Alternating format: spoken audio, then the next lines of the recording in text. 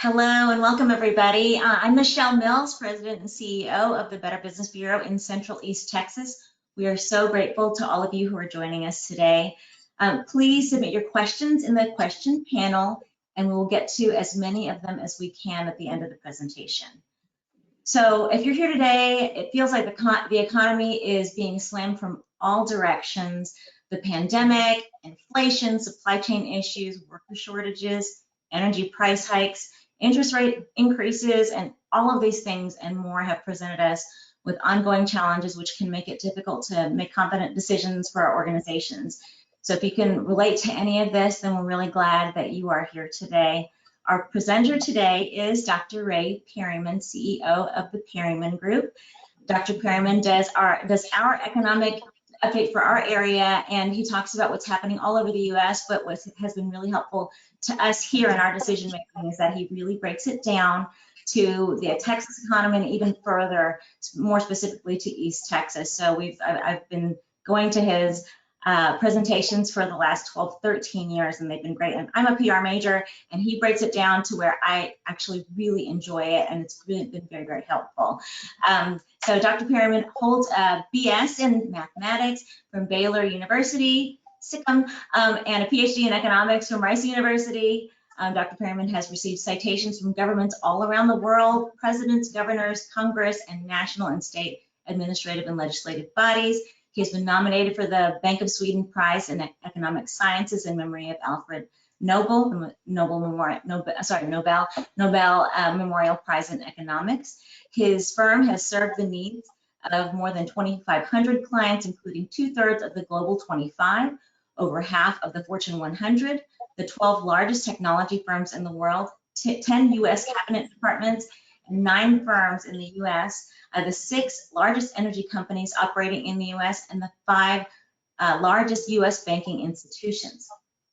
He has been described as a genius by the Wall Street Journal, a world-class scholar by Business Week, and the most quoted man in Texas by Texas Monthly.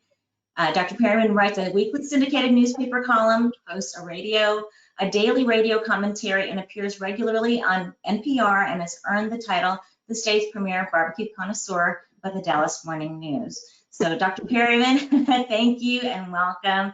When we get offline, I'd love to hear more about your favorite barbecue spots. We love barbecue. And in the meantime, I will let you take it from here.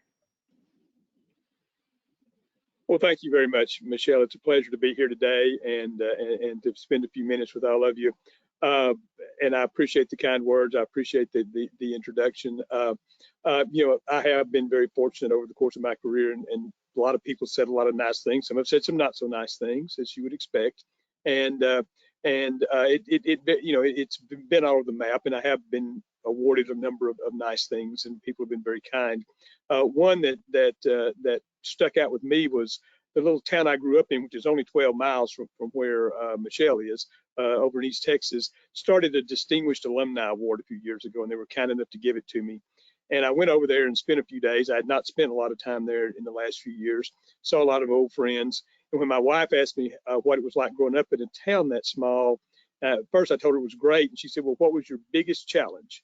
And I said, well, I think the biggest challenge was we were so small, we had to take driver's education and sex education in the same car. And her response was, that makes perfect sense. You can't drive either. And I get those kind of remarks from her fairly often. I remember one time years ago, I'd bought her a really nice mink coat for an occasion.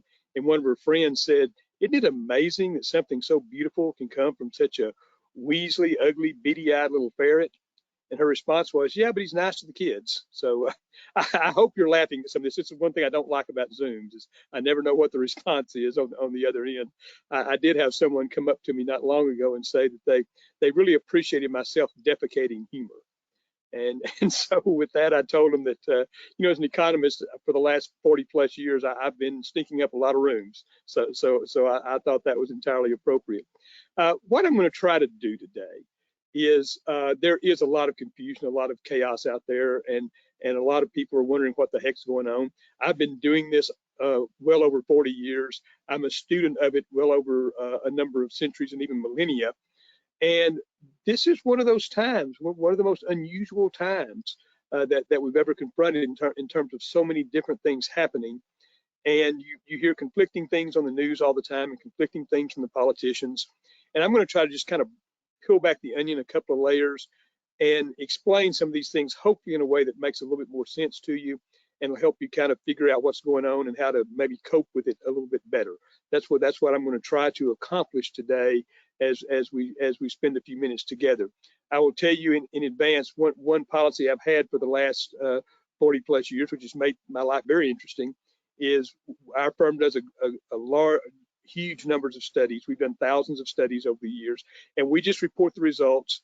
And sometimes the Democrats like them, and sometimes the Republicans like them, and so on. So I will probably offend all of you at some point today, and hopefully all of you will like something I say today. But that's kind of the way it goes.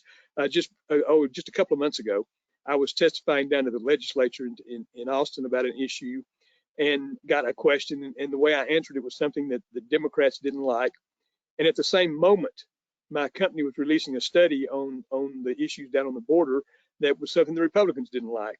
And one columnist noticed it, wrote a column, I think it was in the Corpus Christi paper, and then went a few other places, that called me an equal opportunity offender. And so I'm going to try to live up to that as we go through this today. But let's try to break this thing down a little bit and kind of and give you some perspective. First of all, I certainly don't want to dwell on the pandemic, but I think we have to understand what the pandemic did in order to kind of get a handle on what's going on now, because a lot of what's happening now is still fallout from what happened in the pandemic. The first thing I would say about it is it was extremely atypical. This is normally not what happens in our economy. We were on an 11-year growth spurt. It was the longest in history, and it was bipartisan. About 2/3 of it was in the Obama administration, and a third of it was in the Trump administration. We had our fits and starts, but we were rocking along, and it still had some legs. I mean, economic expansions usually don't die of old age. We weren't doing anything to really knock ourselves off the course or anything, and this just hit like a bolt of lightning out of nowhere. Normally, when we have a recession, it's our fault. As I say, recoveries don't die of old age. It's usually we do something we shouldn't have done. The Great Recession, as we used to call it back in 2008, with the mortgage crisis, we brought that on ourselves with mortgage lending policies. The one before that, we brought on ourselves with going crazy over .com stocks. We had another one over the way we did our bookkeeping. We had one over syndications. But it's normally when we kind of get carried away in something and create a bubble, and then that bubble bursts and we have to deal with it. This one was something completely different. It was something that came completely from the outside and caught us totally flat-footed. And that's one thing that was unusual about it. The other thing was just how severe it was and how quickly it came on us. And even though we've lived it fairly recently, it's hard to get your arms around that to some extent. Let me kind of give you a little bit of perspective here.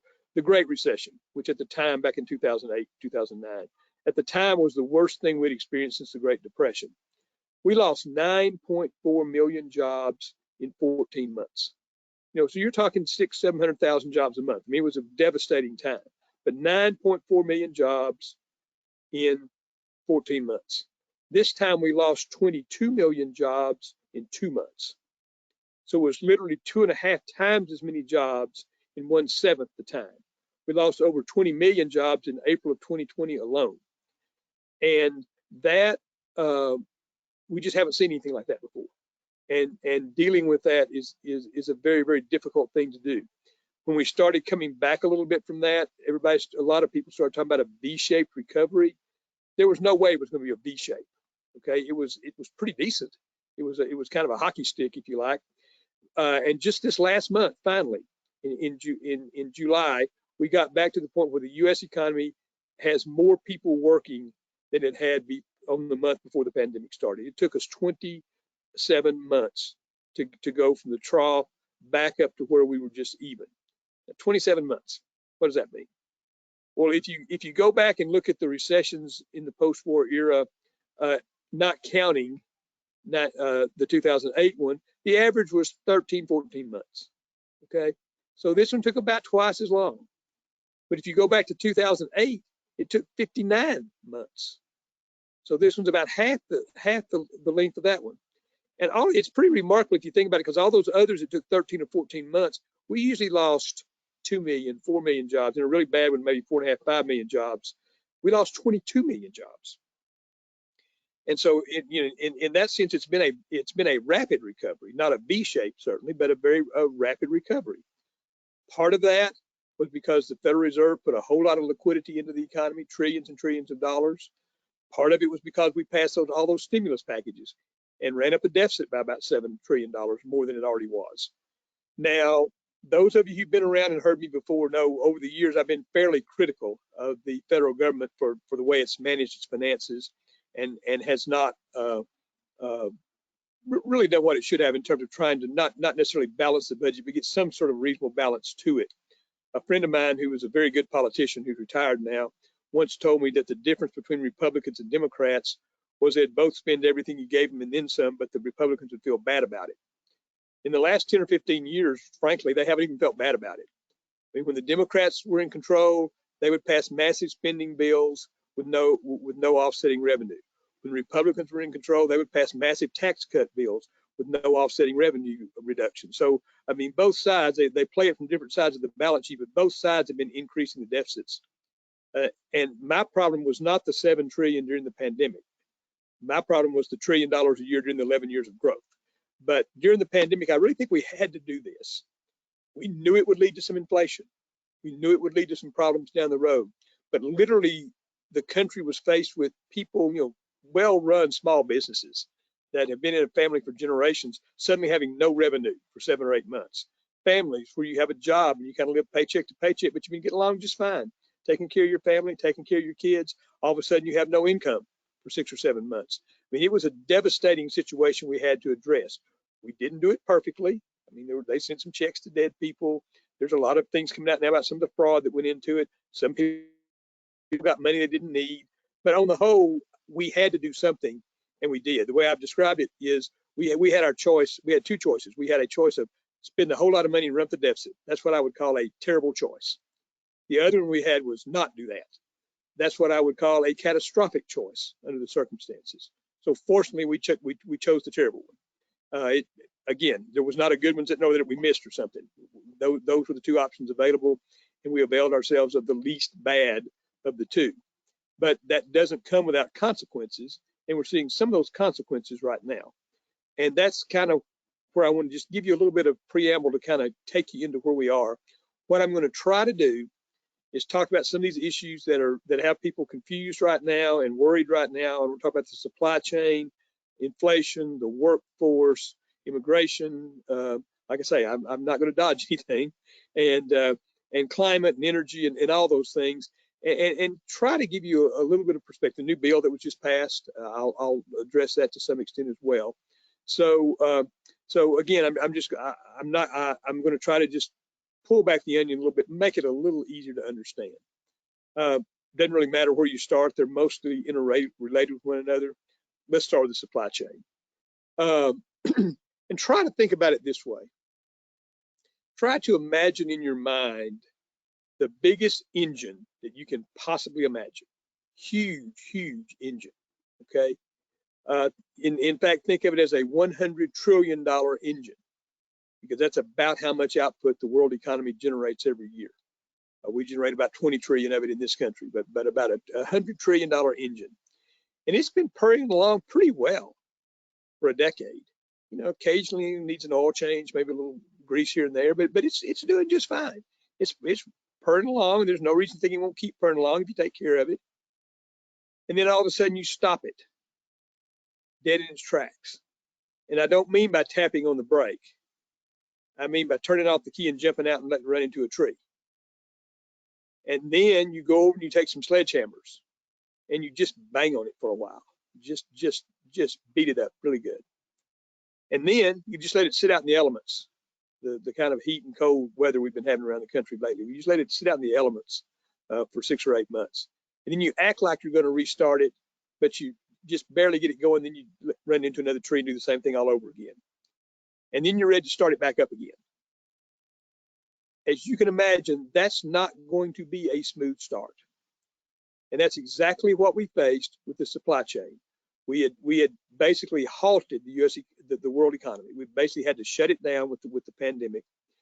and then had fits and starts and trying to restart it and this and that, and then the pandemic would raise its head again. And then we finally got to a point where we said, okay, we're ready to go now. And that didn't mean that automatically every factory would be up and running at full production, that every worker would be back on the job, that every way of transporting things would be back and working smoothly. Those things are hard to do. It's a very, very big engine, and it's hard to get all those parts working together at the same time. And that's what created the supply chain situation that we had, was simply trying to restart this enormous engine. And we faced some headwinds along the way.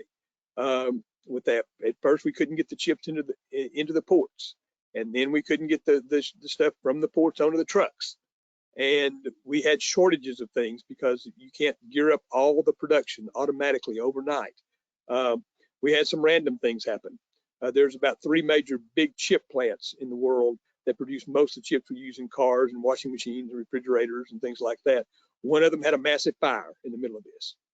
We could have rolled with that if everything else was going along fine, but you layered into the pandemic and it becomes a big problem. We had some difficulties with some of the refineries gearing back up. They were offline. We didn't have the capacity. It took the oil and gas industry a while to get back up. And then to top it all off, we had the invasion of Russia entering Ukraine. All of that created a situation in energy markets that created some supply chain and some inflation issues. And, a number of things happening. China had another outbreak of COVID, basically shut their economy down. We get a lot of stuff from China, not only consumer goods, but also the inputs to other goods. And so all of these things happened at pretty much in a very short period of time as we're trying to get out of this mess. And so that's why the supply chain situation got to the point it did. It is getting better. It's not perfect by any means. It's going to take a while for it to be perfect, but it is getting better, and we're seeing signs of that all the time. Interestingly, back in the first quarter, we had the negative GDP in the first quarter, and that caused a lot of headlines of everybody being concerned about the economy and that sort of thing. If you go back and look at those numbers, that entire quarter of downturn was because imports went up. The way we do GNP accounting, imports are something that are consumed over here but made somewhere else, so they're negative when you do the accounting. It's a subtraction.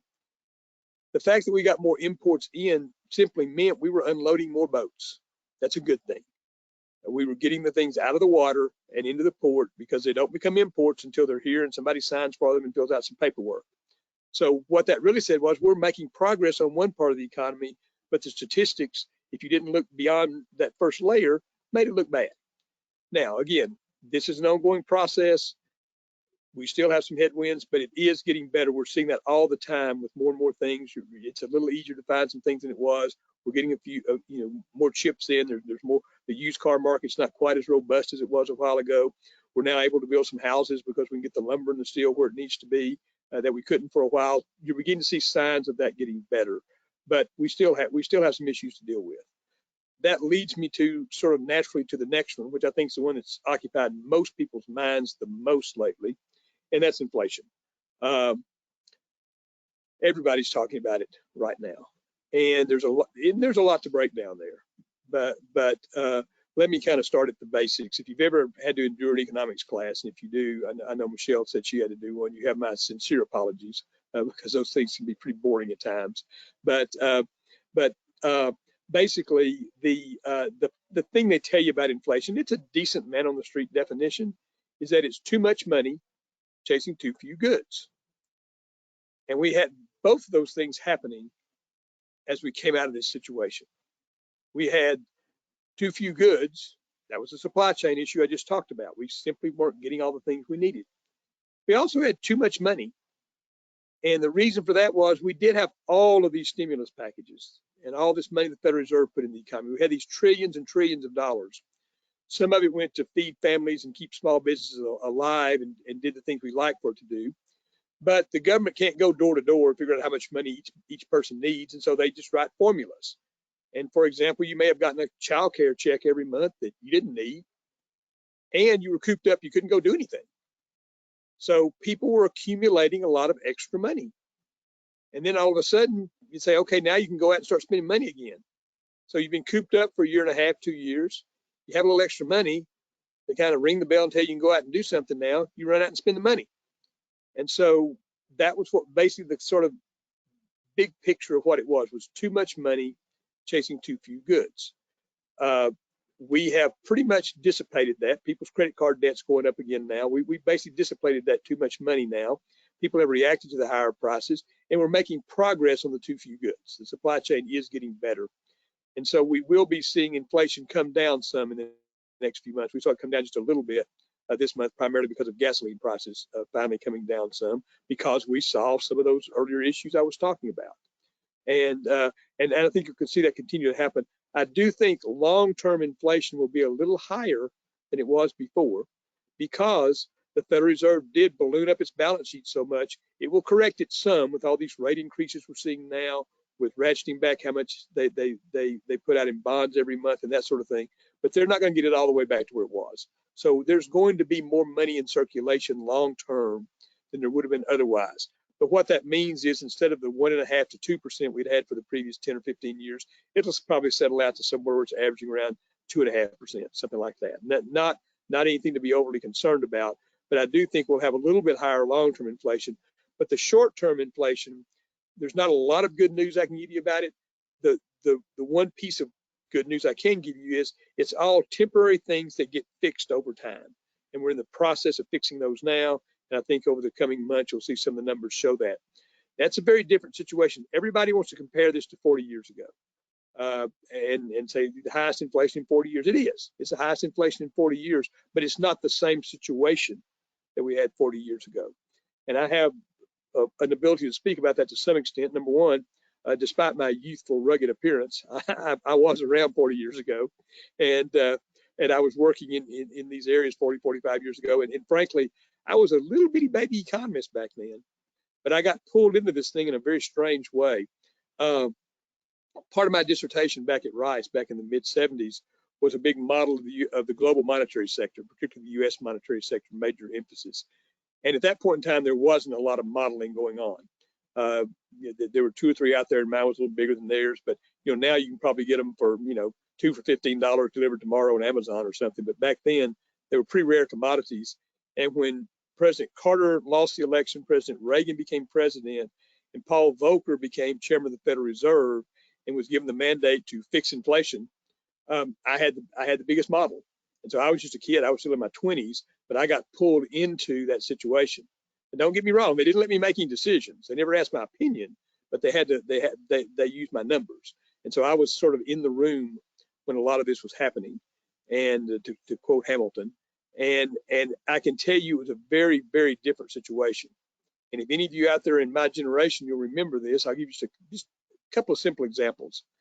If you walked in a bank back then and you wanted to open just a savings account, not even a CD, just a plain old savings account, you would get 5% interest. If you went to a savings and loan, you get 5.25% interest. If you went to a brokerage place, they might pay you 6 or 7% interest. And this is for money you can draw anytime. We're not seeing anything like that right now. Government contracts and many private contracts back in those days had 30-day inflation escalation clauses. So what I'm trying to say is we had institutionalized inflation. We had built it into the system. If banks' basic cost of funds is 5.5%, that means regular interest rates are going to have to be 7, 8%, and you start building up and ratcheting that thing up. We got rid of all that, and we haven't brought it back. And so the good news about this one is it is, except for the small piece I mentioned a moment ago, it's not institutionalized. It's a short-term temporary thing. Short-term, unfortunately, means several months, but it's not the sort of thing that's built into the system where you have to go break it and fix it again in order for inflation to get back under control. The other one I want to talk about for a few minutes, or several others, but one that'll lead into some others, I think, is the workforce. For most companies right now, finding good workers is the biggest problem they're facing. And this one is a little bit different than the others in that I mentioned on the other two, I said, the supply chain, we're in the process of fixing it. This thing works itself out. With inflation, same thing. Unfortunately, I can't say that about the workforce. We have a chronic long-term workforce shortage, and it is driven primarily by demographics. The fact that the baby boomers are retiring and the younger generation is not coming into the workforce as quickly. And this pattern is going to be with us for 10 or 15 years. Now, there's some things we can do about it, and I want to talk about those. But everybody talks now about the 10.5, 11 million job openings that we have. Now, that's the most we've ever had, and that's a true statement, 100%. What they forget to tell you is, before the pandemic, we had a little over 8 million job openings. That was the all-time record at the time. If we'd never had a pandemic, we'd be somewhere around 9 now, just based on what was happening at that point in time. We'd be around 9 million. We're at 10.5 or so. So yes, part of it is pandemic related, but it's a small piece of a bigger problem. This was not something that was, quote, caused by the pandemic. Everyone talks about the great resignation. People are leaving the workforce in droves, and if you listen to some of the commentators, nobody's ever going to work again. That's really not what's happening. Some people did leave their jobs to get a better job, and the statistics show most of them did. But on the whole, the workforce participation rate, the percentage of the working age population that participates in the workforce, was 63% roughly the month before the pandemic. It's a little over 62% right now. So it's dropped about 1%. That's your great resignation. That's all the people dropping out of the workforce. Now, the workforce is about 150 million people. So 1% is 1.5 million. That gets you from 9 to 10.5. I mean, that's, again, there is some of that. And some of those people may not come back to the workforce. But we would have a workforce shortage. And it would be our biggest problem we were trying to deal with long term if the pandemic had never happened. It just added a little bit more grist to the mill, so to speak, and made it a little bit more difficult to deal with. How we will deal with it, you know, there's a lot of different ways. I think we'll do things to encourage more people to work. We're already doing that. Make daycare easier for people to get. Some people, big companies, provide it in their workplace. Parent care, because a lot of these folks that are in the workforce now are kind of in that sandwich generation. They have older parents, they have kids that they need help on both ends of the spectrum. Flexible work hours, flexible work routines, where you can work part of the time at home, kind of a hybrid thing. That's become something of a trend. But trying to coax retirees back to work part-time or to come back as consultants, all of those kind of things will happen and are happening right now. And so that's one way that we'll go about trying to fix this. And I think there's some possibilities there, because if you look at the history of the workforce participation rate, for a very, very long time, most of the last century, or most of the first half of the last century at least, it was right around just a little over 50% participation rate, because almost all men worked and almost no women worked in the workforce. And so it was just a little over 50% most of the time. Beginning particularly in a little bit in the late 50s, particularly in the 60s and 70s, as women entered the workforce in big numbers, it moved up to a little over 70%. And that was kind of the peak. It got to 70% in 2000. That was a little over 70%. That was the highest number that we've seen, was around the year 2000, around 70%. And that was a lot of women coming into the workplace, a few more men dropping out, frankly. And since then, it's been on a downward trend. And it's down, as I say, to about 62% right now, 63% before the pandemic. But what that tells us is there's 6 or 7% of the workforce out there that might be coaxed back. There was a point in time when that group was in the workforce working, and for a variety of reasons has chosen not to be there now. So all of that to say, there is something to be gained there from making it easier for people to work. And you're seeing a lot of companies investing in that right now, and I think you'll continue to see that. Another thing that we're going to see a lot of is people trying to replace people with technology. Self-checkout at the grocery store is a good example. You need fewer workers in the place if more people go through the little self-check and check themselves out. Those kinds of things. And you're seeing those kinds of technologies, a lot of the automation, the robotics that goes into some of the factories. And the interesting thing about that is I think it can help some in the short term. For example, a classic example is the auto industry. Politicians campaign on the fact that the U.S. has lost the auto industry. That's simply not true. We produce more cars today as a percentage of the world economy. Our market share has gone up. We produce twice as many cars as we did back in the heyday, so-called heyday of the car industry. The difference is we do it with only about half as many workers as we did before, because we've replaced them with automation. And so we haven't lost the industry. It's just technology has changed the industry. Now, the reason I say that's a temporary solution is over the long term, when you have new technology, you create the demand for more labor, not less. You radically change the type of work that's needed. And I think our country probably hasn't done the job, or I know it hasn't done the job we should have in retraining people to meet the new needs. But basically, we have indeed over time created more jobs with technology than we have without. And the proof's very simple. Today, we have the most people working we've ever had, and we have the most technology we've ever had. When the wheel was first invented, it got rid of about 75% of all the jobs that existed at the time. And yet the wheel has created more jobs than we can possibly imagine in the intervening 3,500 years. So again, that's a temporary thing that you do that. But over time, technology creates more demand for workers, not less. And we've seen that. Again, I could give you thousands of examples over the course of history. That's the way it works out. But we are seeing that happening to some extent, particularly in very labor-intensive industries like fast food, like grocery stores, things like that. We are seeing more and more of that.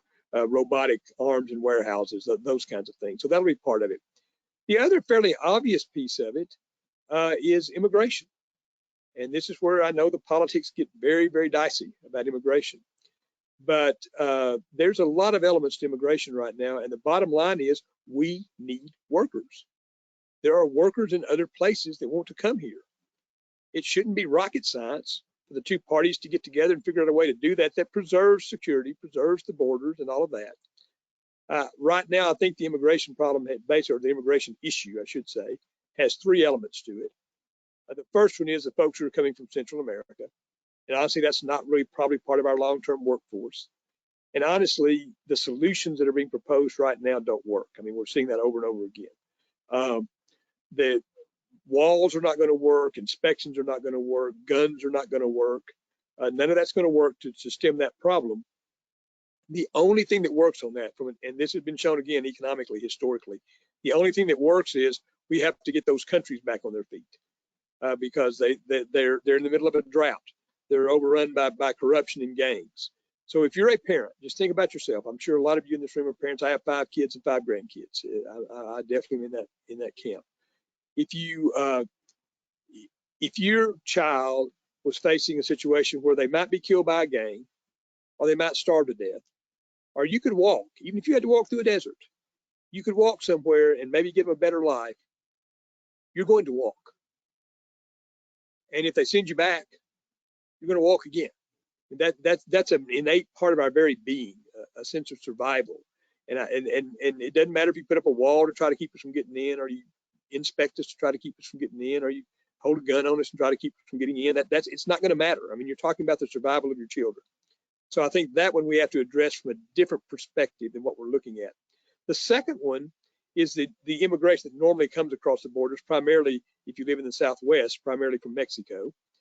And in that case, it's simply a case of we need those workers. Roughly about 25% of the construction workforce in the United States today is undocumented, even more in the border states, about 40% in Texas. About 25% of the hospitality workforce in the country is undocumented.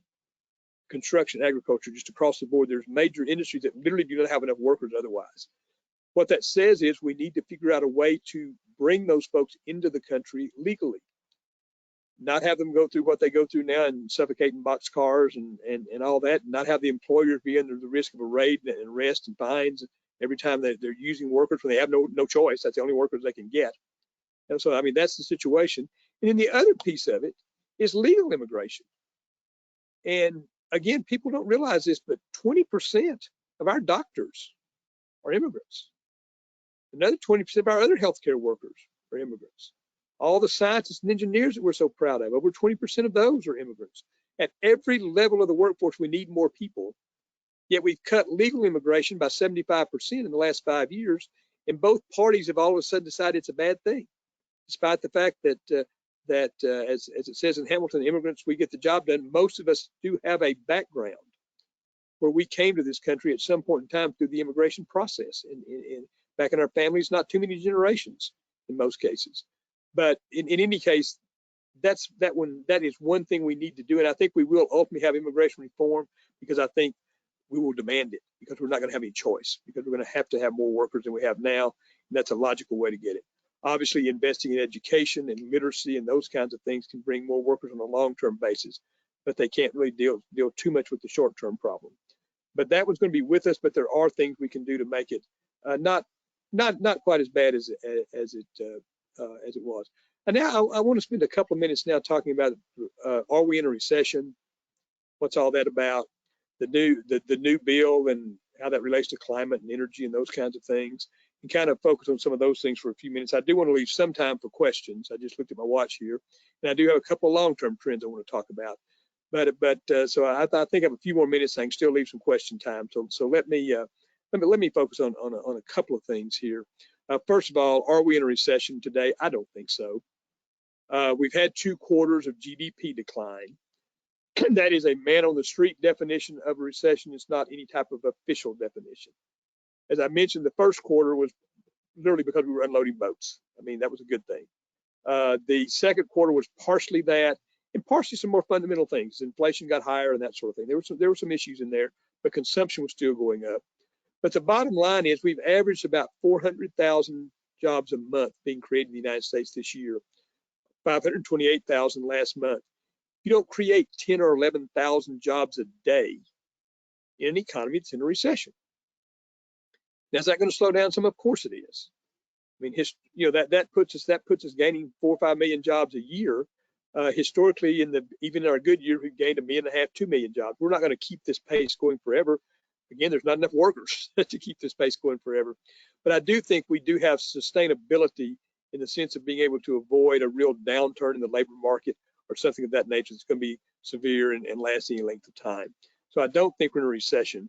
The bill that was just passed, the Inflation Reduction Act, I always love how they name these things. One side is telling you it's the worst thing that ever happened. My goodness, it's going to destroy us. It's going to make inflation worse. It's just terrible. It's going to destroy jobs. The other side is saying, man, this is great. It's going to stop inflation. It's going to make us grow. It's going to do all these other things.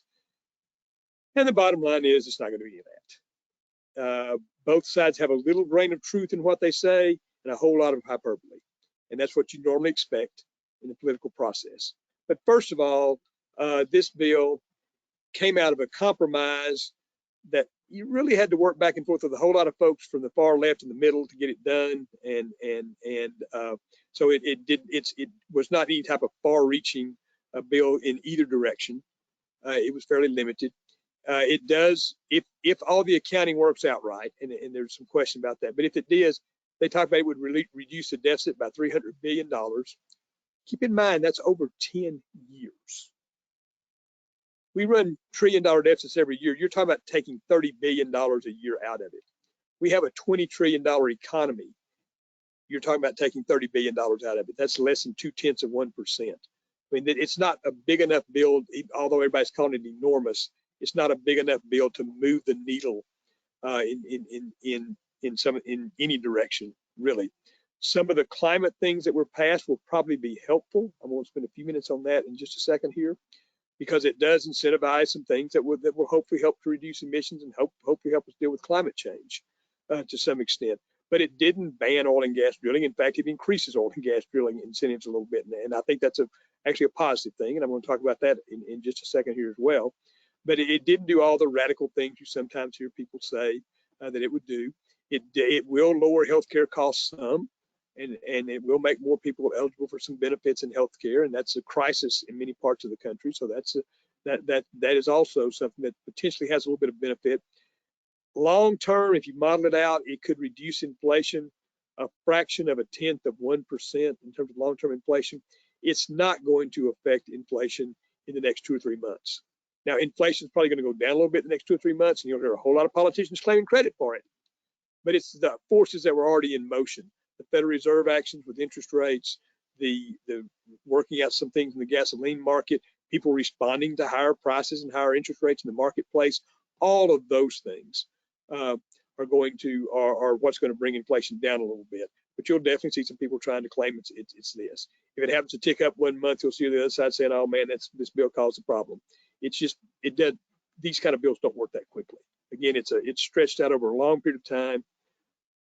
Does some positive things, some things I would have liked to see done differently as well, but it's not big enough in an economy the size of ours to move any short-term needles in a major way. So from that, I would say if you were worried about that, go ahead and go to the beach. You got a few weeks of summer left to take advantage of it. That does bring me to a little bit about climate and energy, and being in Texas especially, and living in West Texas, in the middle of the Permian Basin, where the largest oil producing region in the country and probably in the world at this point in time. I get a lot. I'm involved a lot in the energy industry and the whole climate issue. And we have done a very deep dives on it with our group. Let me posit a few things for you. First of all, climate change is very real. The science is very real. It is happening, and it is something that has to be addressed. Very important. Secondly, if you look at even the Department of Energy's own projections, we cannot meet the world's energy needs going forward without fossil fuels. Even if you take the Department of Energy's projections for 2050, you need 30% more oil and 30% more natural gas than you need now.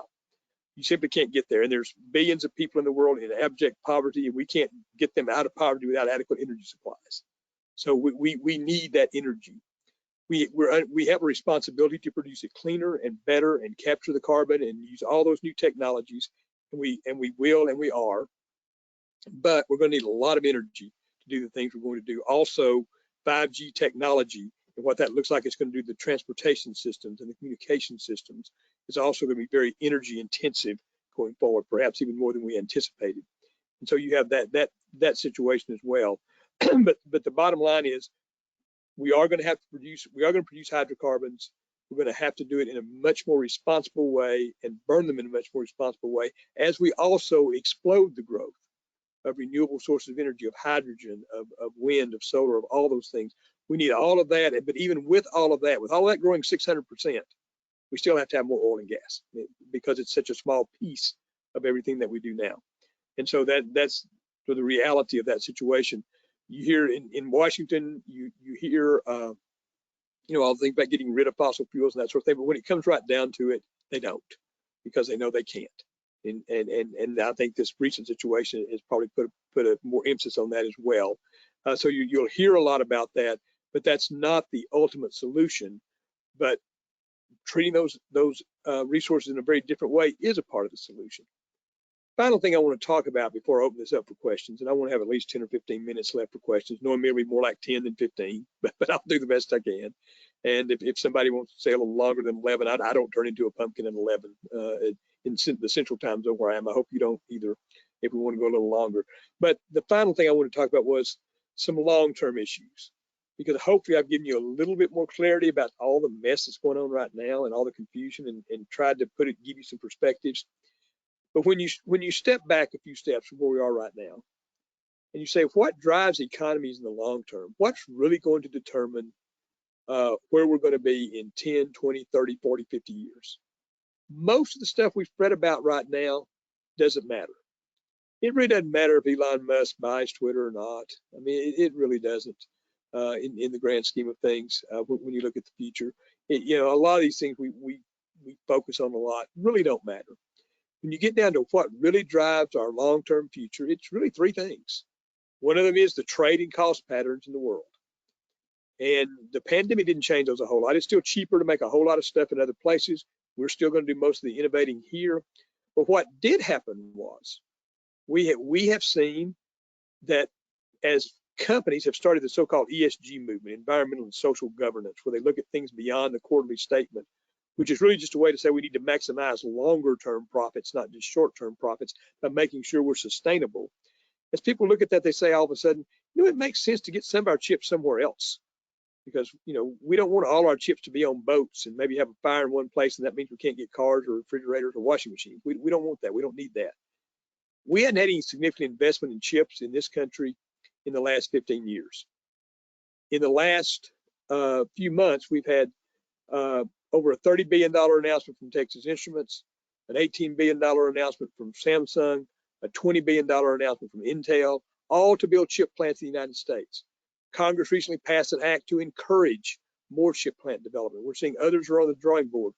That's a response to this pandemic, and it will be the other big area we're seeing it is medical equipment. I think people are shocked at how much of our stuff comes from other parts of the world when we're confronted with that. we're seeing the so-called reshoring movement now. And again, we're still going to buy a lot of stuff over there. It's still going to be cheaper, and markets are going to work, and we're going to buy plenty of stuff from other places, as we should in this big integrated global economy of ours. But we're also going to be looking at it from a more sustainability standpoint of having some of those supplies available to us here. And I think that's a positive development that's probably going to lead to a little more long-term growth than we would have had otherwise. The second one that really drives economies is technology. And we have certainly seen examples of that in recent years. It's probably difficult for all of you to imagine, but you did not own a smartphone 15 years ago. Today, they rule every aspect of our lives, but it's a very, very new invention. These kind of meetings that we're having right now were exceedingly rare 3 years ago. You could do it, but everybody on every end had to have technology that wasn't generally available, and it was complicated. But now it's commonplace. Those kind of things. I mean, technology moves very quickly. 5G has some enormous implications. Some of the healthcare research that's going on right now has enormous implications for our future. And in many other areas, smart materials. There's many other areas where we're seeing that. And the pandemic created more needs and made us recognize how much we need a lot of this technology. And when you create more needs, you create more impetus for people to meet those needs, because that's one of the nice things about markets. The moment you realize you have a need, you create the incentive to solve the problem, because you've told somebody there's profit to be made if you can solve this problem. And the final one, and I talked about it a little bit before, but the final one that really drives things is demographics. I mean, it's a boring subject. I mean, it's the science of how many people are born, how many people die, and where they move in between. But it is fundamental to economic growth. Our great expansions we had in the 50s and 60s were the result of a rapidly growing workforce. It was a big, huge part of that. Right now, what we're facing is the baby boomers aging out of the workforce, and different generations have different proclivities of when they enter the workforce and how they go about it, and those kinds of things. And so demographics, and it's the one we can't control a whole lot. We can make some policies, we can do some things that make the situation better. We don't really control demographics. And to let you know again that this is a longer term problem, when the census came out for 2020, there were 1 million fewer people under the age of 18 in the United States in 2020 than there were in 2010. So this is not something that's going to go away on its own. Okay, it's pretty significant. Having said all of that, I think our future as an economy, we're going to see some slowdown in growth around now, but I think our long-term future is quite good, because I think we are a leader in global trade. We are clearly the leader in innovation and technology. We hold most of the world's fundamental patents.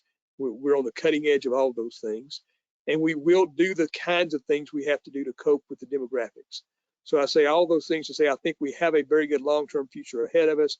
I hope I've helped to clarify a few things for you today, and in the time we have remaining, I'll be happy to entertain questions. I think Michelle's got them where she can read them and send them out to me, and I'll answer as many of them as we have time to answer. So with that, Michelle, I'll turn it back to you. Sure. We did have a couple of questions in the chat, but if you have more, please put them in there. And if we don't have time for them, then I'll send them on to Dr. Perryman, and he can get with you on those answers. One of the questions that we had was, what effect did closing the pipeline have on inflation? You kind of talked about some of that a little bit. But. Closing the pipeline. I'm not sure which pipeline we're talking about. Are we talking there? I will say one thing I can say, because there's been a lot of issues with pipelines. One of the issues Washington has right now is they have been very, very reluctant to approve the development of more of what's called the midstream infrastructure, what gets the oil from the oil field to the port, and that's mainly pipelines. So if that's the pipelines we're talking about, for example, Keystone XL was one I was involved in directly.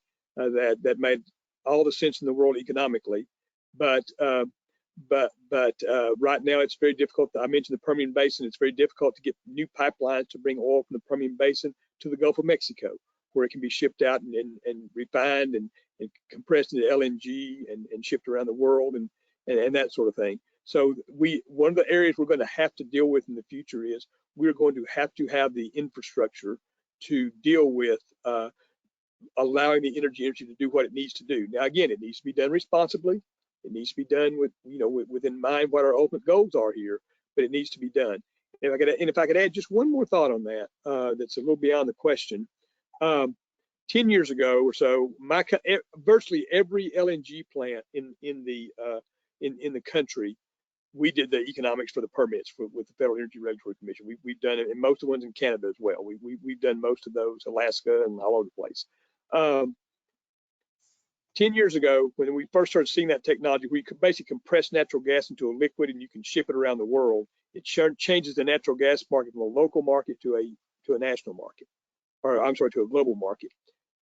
I told Congress 10 years ago, if they would really encourage the development of this, we could make Vladimir Putin irrelevant, because the source of his economic power is not his oil. And, yeah, it's important short term. We got plenty of places that can produce that much oil. Texas could replace probably 30–40% of it, and other places around the world as well. The key to his power is he controls the natural gas supplies to Eastern and Western Europe. Parts of that area get really, really cold in the winter. And I mean, that's the source of his power. That's if we could get to the point where we could provide an alternative source of power, and we're trying to do that now, but we don't have the scale yet. That could really have some very, very significant and very positive geopolitical implications. And that's just one of several examples I could give you of other places around the world as well. That's just the one that's in the news right now. But we really do have to develop the infrastructure to support the industry. And I hope that's the type of pipeline your question was about. If not, if you'll put it in the chat again, I'll take another run at it. Okay, I'll see if they add anything else to that. Another question, which you may or not be able to answer, is what companies or at least industries would you invest in for the long term? Okay. Well, first of all, I would say I am not an investment advisor. Okay, let me start with that. So I'm not giving you any kind of professional investment advice here at all. I'm not going to name companies. Frankly, as you mentioned at the beginning, most of the big companies around are my clients, and I have inside information about most of them. So I'm certainly not going to tell you anything about companies. I will say that, as I said, I believe the long-term future of, basically, if you look at the price of a stock, what it reflects is, what we'll tell you in a textbook is, it's the present discounted value of the future earning stream, appropriately discounted for risk based on all the knowledge currently available. That's the time of technical definition. I would add to that whatever random things going on that day in the news, because if Musk is buying Twitter or not buying Twitter, that can move stuff around, But long term, that's what it is. I believe the United States has a very good economic future. Consequently, I believe our companies will have very good long-term economic returns. As far as investment, it's going to be the ones that meet needs in cutting-edge ways. It's going to be the people in communications, the people in transportation, the people in health and bioscience that are really doing cutting-edge things that have real-world applications that solve problems. And there's a lot of great American companies in those fields that are doing those things. And if I were looking to a place to invest, I would do my homework and find me companies in those areas that are doing some really good things, and that's where I would put my money. Great answer. Okay, how is cryptocurrency affecting the economy? Quite a bit, actually. That's a good question. How's cryptocurrency affecting the economy? It is here to stay. It is now a part of the economy. That's not going to change. Many central governments are now looking at digital currencies and that sort of thing, and we're seeing that type of thing. However, it is not, and you hear this a lot, it is not going to replace traditional government fiat type money. For something to replace dollar and yen and yuan and pound and euro, for something to replace those currencies, we have to meet three criteria. You have to be able to express prices. We call it a measure of value, express prices in those terms. You can kind of do that a little bit, but most crypto things they're still expressed in terms of dollars. But you can kind of do that. It can be a medium of exchange. You can, people accept it for payment. A lot of people now accept cryptocurrency, so it can do that to some extent. But that third thing money has to be is what we call a store of value. And I will pose a question to you right now just to think about. Obviously, you can't answer it for me. But if you were thinking, okay, I'm going to retire in 30 years, I'm going to invest money today, and that's the money I'm going to have for my retirement in 30 years. Would you put that money in cryptocurrency today and never look at it again? I think the answer is probably no. As long as the answer is no, it cannot become, a type of money. Now it's going to do a lot of things. It's going to help a lot of folks who don't have access to the banks. It's going to create an alternative for a lot of people. It's going to generate some technologies that are beneficial. It's also going to consume a lot of electricity, because the way they set those things up, the further out, each of the cryptocurrency systems has a fixed supply, and it gets more energy intensive to get them out the longer you go. Like, we've got most of the Bitcoins out now, but it's going to be decades and decades before we get all of them, because the longer you go, the more power they consume. They're going to consume a lot of power. That's going to put some pressure on some things. But basically, yes, they're here to stay. They're going to be a part of the economy, but no, they're not going to replace the exchange system that we're all accustomed to. Okay, that's good. So there was a question about if there's a place for them to get copies of this data. Well, okay. I mean, as you could tell, I was not looking at notes. I did not have reams of data in front of me. Unfortunately, I work on this stuff all the time, so I carry a lot of it around in my head. There are very good sources of just economic data out there. One of the very best ones is the Federal Reserve Bank of St. Louis has a system called FRED.